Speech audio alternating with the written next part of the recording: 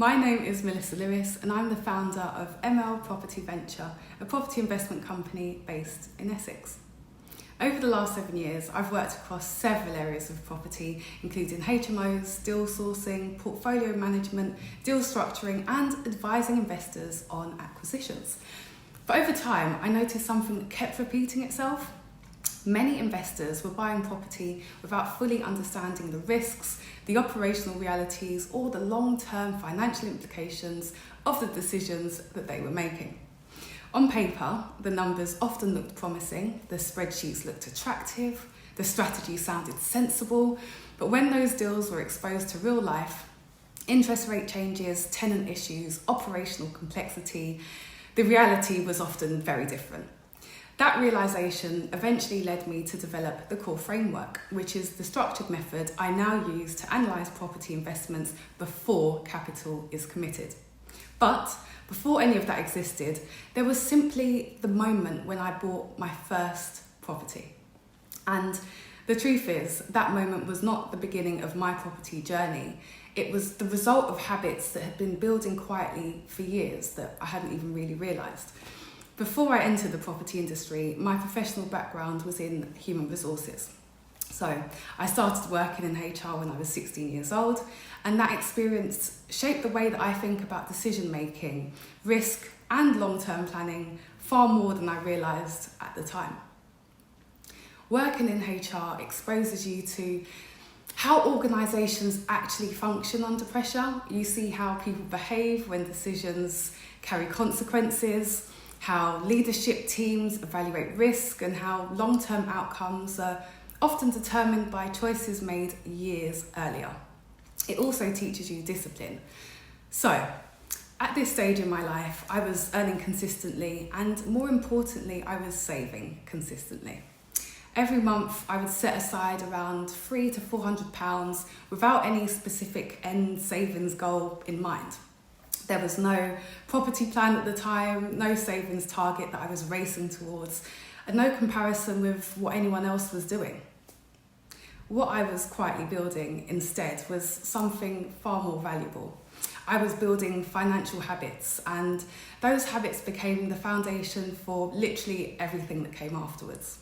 Long before property entered my mind, I had been saving money and it had just become a normal part of my life. I saved first to buy my first car when I was 17. Later, I saved again to buy my second car a couple of years later. And each time I approached the process calmly and intentionally, making sure that savings did not create financial pressure in other areas of my life. It just, happened. At the time, I did not even realise how important that habit would eventually become. But when property finally entered the picture, something really interesting happened. I was no longer scrambling to assess or assemble a deposit at the last minute like some people kind of go through. I was suddenly trying to learn how to budget. So I already understood how to manage money, how to plan ahead, how to delay gratification. And that preparation meant that when the opportunity to buy property appeared, the financial groundwork had already been laid. And this is something I see many investors overlook today. They often start with the deal when the reality is the discipline should come first, really.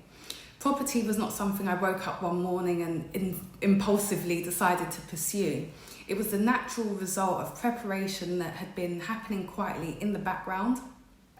By the time I began seriously considering purchasing property, 3 important things were already in place. Firstly, I had a stable income. Second, I had developed consistent saving discipline. And third, I had something that is rarely talked about in property investing, and it was that emotional patience. So for me anyway, those 3 elements meant that I could approach the decision calmly rather than feeling rushed or pressured. And what I see quite often now is the complete opposite. Many people want the property deal first. They want the strategy, the returns and the portfolio before they have built the financial and psychological discipline that property actually requires. But property rarely rewards impatience. in many cases, impatience is exactly what leads to poor investment decisions. So for me, I bought my first property when I was 26 years old, not because 26 is some magical age for buying property, but simply because that was the point of where my preparation met the right opportunity. So the property itself was a one-bed flat in Essex. It was originally listed for 150,000, but after some negotiation, I was able to purchase it for 138,000. I'll probably do a video on that at a later point. It certainly wasn't perfect, but what mattered was the decision behind it was intentional. At that point, I did not yet have the structured frameworks or analytical systems that even I use today. In fact, I would later realise that there were many aspects of property investing that I had not fully understood at that point. But the experience of going through the process really taught me something incredibly valuable. It showed me how important it is to analyse a deal properly before committing capital. That realisation eventually became the foundation for the framework that I use today with my clients. So I want to be very honest about something. My early years in property were not perfect. I experimented with different approaches and strategies, some of which worked well, others they taught me very expensive lessons. In fact, one of the biggest lessons I learned very early on was this: assumptions can be extremely costly in property. I once assumed that a tenant situation would be straightforward because everything appeared perfectly fine on paper. Their paperwork looked good, their references seemed reasonable, and there was no immediate cause for concern. But the reality turned out to be very different. And to be honest, that experience forced me to rethink how I approach tenant selection and processes and even operational boundaries. It was one of the first moments where I realised that successful property investing requires systems, structure, and discipline, not just optimism, One thing that people rarely talk about when discussing property investing is that the numbers themselves are not usually the hardest part. The real challenge comes from people, pressure, and patience, or lack thereof.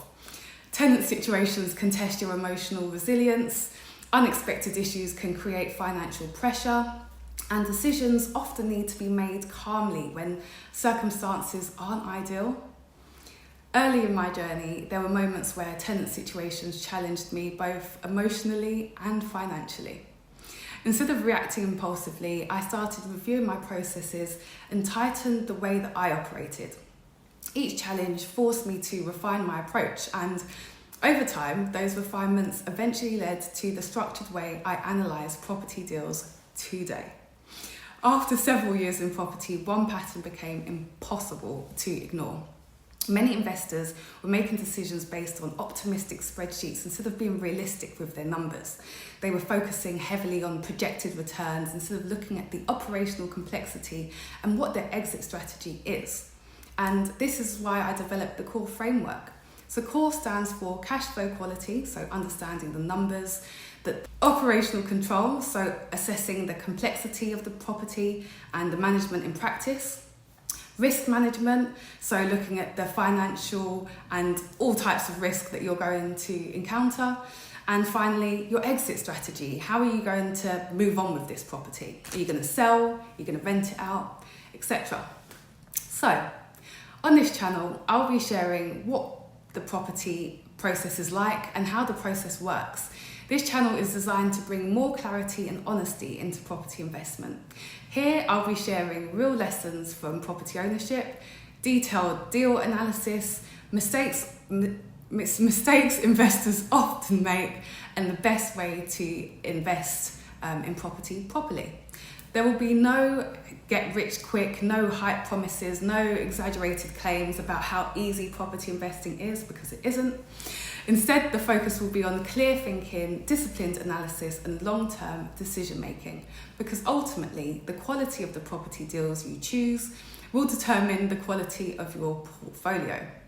So, if you found this video useful, feel free to subscribe to the channel, because in the next video, we'll start looking much more closely at how property deals should actually be analysed. And if you're currently evaluating property opportunities and want a structured review before committing capital, you can apply for a core deal audit where I analyse potential investments using our in-house core framework. Thank you so much for listening and watching, and I'll see you in the next video.